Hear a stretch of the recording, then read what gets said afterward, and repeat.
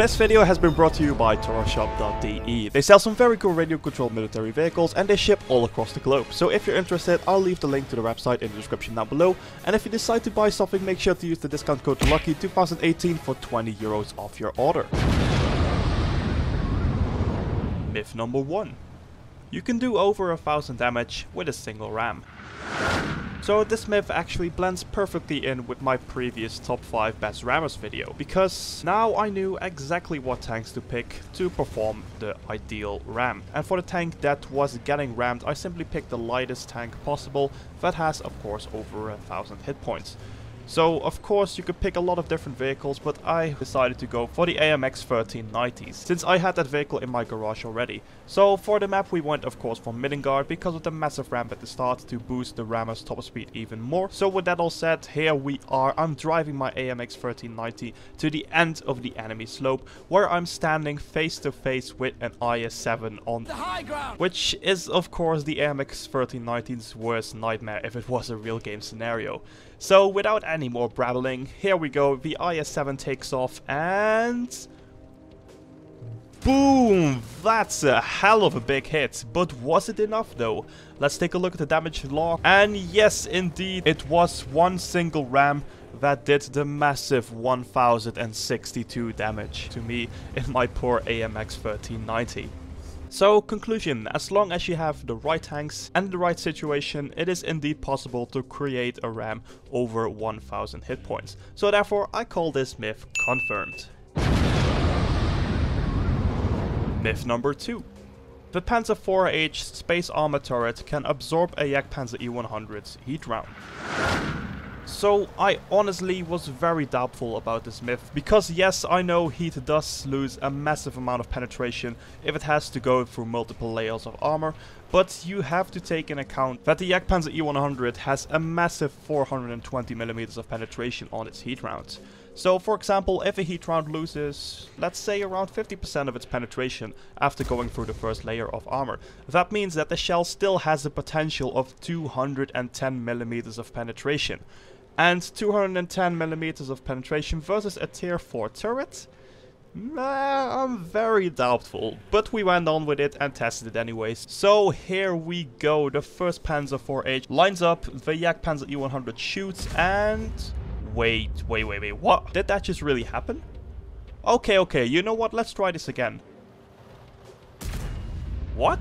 It happens again? Okay, that is very interesting, but unfortunately, if you take a look from the top view, you can see that the Jagdpanzer E100's heat round indeed goes through a layer of space armor, but it doesn't actually hit the main turret armor. Instead, it comes out of the other end of the space armor, which means that it didn't collide with the main hitbox of the Panzer IV-H.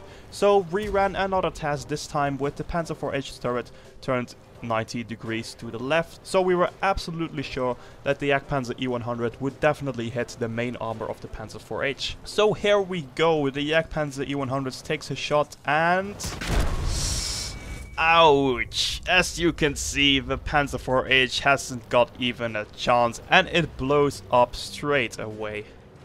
So conclusion, as I already thought, the penetration value of those heat rounds are just too enormous for the Panzer IV-H space armor to absorb. So therefore I call this myth busted. Myth number 3. A tier 1 tank can bounce a tier 10 vehicle.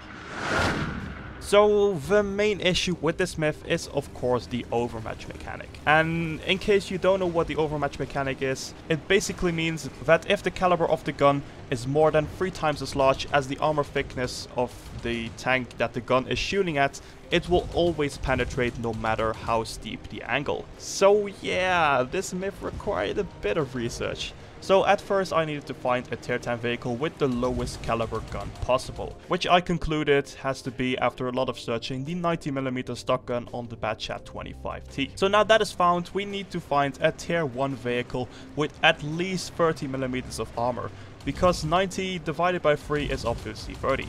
which means that 30mm of armor should just be enough to bounce the 90mm gun. So after a lot of research, I found out that there was one tier 1 tank that had a slab of 30mm thick armor, which was the Japanese tier 1 light tank, the Renault Utsu. So now with these two vehicles found, we went on and actually tested it. So here we are, I am driving my Batchat 25T, obviously with the 90mm gun mounted. And as you can see, I've got a lot of Renault Utsus to shoot at.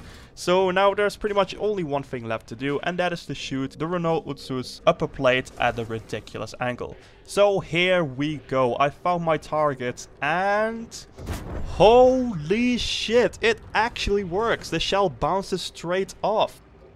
So conclusion, as you could see in the clip, the Batchat did actually bounce a tier 1 vehicle, and honestly I never thought it was possible for a flipping tier 10 to bounce on a tier 1 vehicle. But anyways, the test speaks for itself, so therefore I can safely say that this myth is confirmed. Myth number 4. You can dodge an incoming shell that has already been fired. So for this myth we needed two specific things. At first, a gun with the lowest possible shell velocity to gain as much reaction time as possible. And secondly, we need a tank with very good acceleration, also known as horsepower per ton ratio. So of course for the gun I picked the British howitzer with the terrible 183 meters per second shell velocity, which you probably remember from my previous Mythbuster episode. And for the tank that has to dodge the shell, it could basically be any vehicle with a horsepower per ton ratio of about over 20. That should be just enough. So at first we tried testing this on Midgard, but after a few tries we quickly realized that the distance was simply too short to dodge the shell effectively. So then we moved on to a slightly larger map, which was Malinovka, which of course has a massive open field.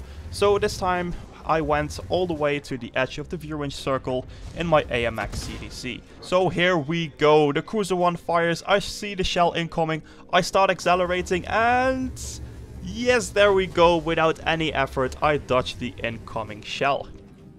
So conclusion, as long as you are in a fast tank and the gun that is firing at you has a poor shell velocity and the distance is big enough, it should be possible to dodge an incoming shot. So therefore I call this myth confirmed. Myth number 5. It is possible to block over 1 million damage in one game. So guys, of course I saved the best for last. So again, this myth required a bit of thinking before we could actually test it. So there are actually two main issues with this myth. One is the battle time, because every tank needs to have a lot of time to fire every single round. But since we can set the battle time to a maximum of 30 minutes in the training room, this is actually the least of an issue. But the second issue is even more problematic, which is the amount of tanks and the potential damage of those tanks. So in the grand battle mode you only have a maximum of 30 enemies, since damage blocked from teammates doesn't add up to your total. And those 30 tanks need to have a potential damage of over 1 million together.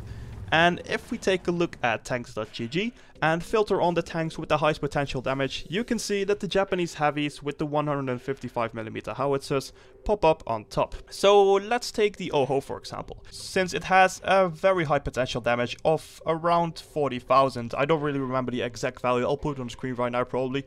But anyways, let's multiply that number by 30 and you will get around 1.3 million.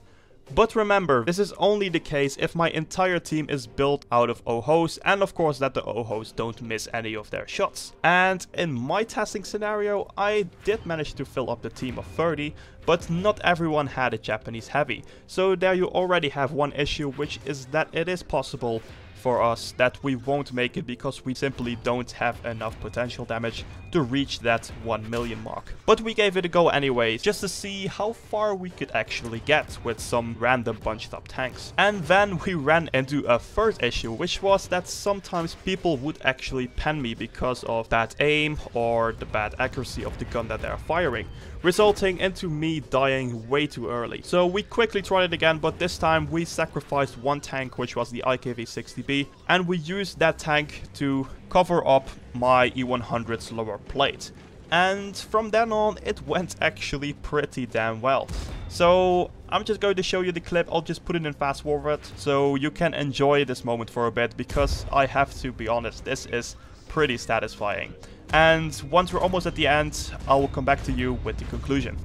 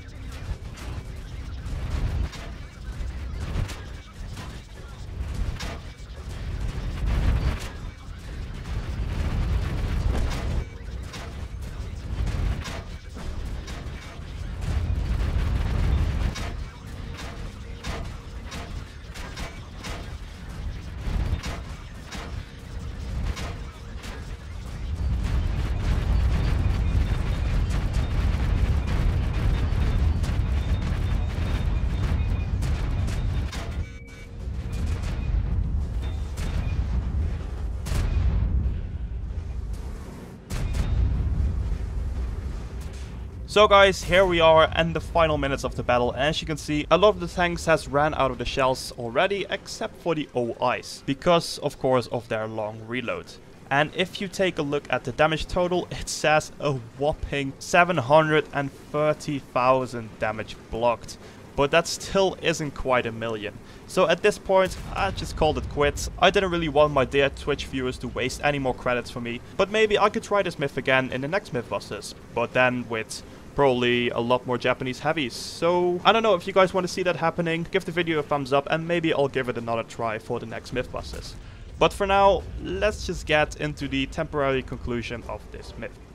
So conclusion, as hard as we tried, we managed to block a total of 730,000 damage in a single game, which is still very impressive, but not quite yet the 1 million mark that we were trying to reach. But I think with a lot more Japanese heavies, we might be able to confirm this myth. But for now, I'm just gonna call it plausible and to be continued. So guys, that was all for today's Mythbusters. So if you enjoyed the video or found it useful, please consider giving it a like. I would highly appreciate it. Also, if you're new to this channel, please hit that subscribe button so you will stay up to date with all my future content. And also, if you have any awesome myth that you would like to see tested out, drop it in the comment section down below. And who knows, you might see your myth appear in the next episode. But for now, I'm just going to say have an awesome day and I'll catch you guys later.